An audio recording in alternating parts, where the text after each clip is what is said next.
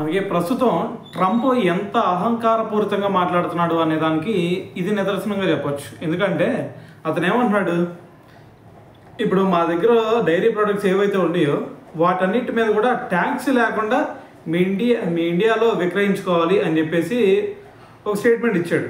అంటే ఇప్పుడు ట్యాక్స్ లేకుండా మరి మన ఇండియాకి వచ్చినాయంటే అప్పుడు పరిస్థితి ఏంది? అప్పుడు అవి తక్కువ రేట్లోనే మనకు దొరుకుతాయి.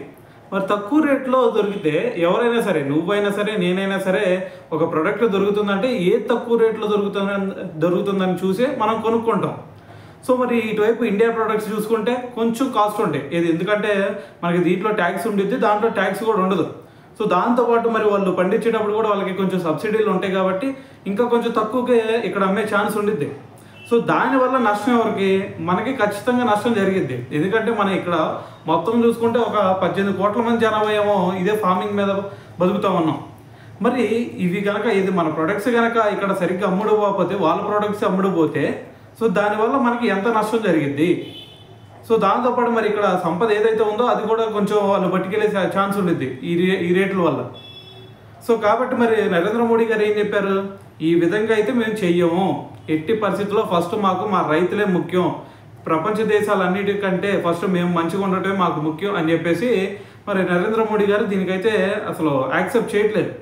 సో మరి అయినా సరే మళ్ళీ ఇప్పుడు వాళ్ళు ఇంకా అంటే ఇండైరెక్ట్గా కొడుతున్నారు. వాళ్ళు రష్యా దగ్గర నుంచి మీరు ఆయిల్ కొంటున్నారు అందుకని చెప్పేసి మేము టారిఫ్ వేస్తున్నాం అని చెప్పేసి ఇండైరెక్ట్గా చెప్తున్నాడు, కానీ డైరెక్ట్గా చెప్పలేకపోతున్నాడు.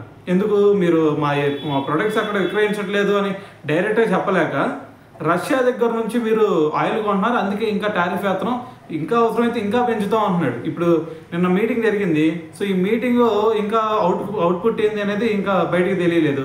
మరి అవుట్పుట్ బట్టి మరి ఇంకా మరి ఇది కనుక సక్సెస్ అవ్వలేదంటే ఈ మీటింగ్ ఇండియా మీద ఇంకా టారిఫ్ పెంచుతా అంటా ఉన్నాడు. అంటే వాళ్ళు బాగానే ఉన్నారు కానీ సో అది ఎఫెక్ట్ వచ్చేసరికి మన మీద పడుతుంది. అటువైపు రష్యా కూడా కొంటా ఉంది కదా, చైనా కూడా రష్యా దగ్గర కొంటా ఉంది కదా ఆయిల్. సో మరి వాళ్ళ మీద చైనా మీద ఎందుకు అంత దారుణంగా విధించట్లేదు? ఎందుకంటే కారణం ఇదే, మన వాళ్ళు ఇక్కడ వాళ్ళ ప్రొడక్ట్స్ని విక్రయించట్లేదు కాబట్టి సో ఈ విధంగా చేస్తా ఉన్నాడు అనమాట. ఇది నిజంగా చెప్పాలి అంటే ఇంతకంటే ఈగోయిస్టిక్ క్యారెక్టర్ ఇంకోటి ఉండదనే చెప్పాలి.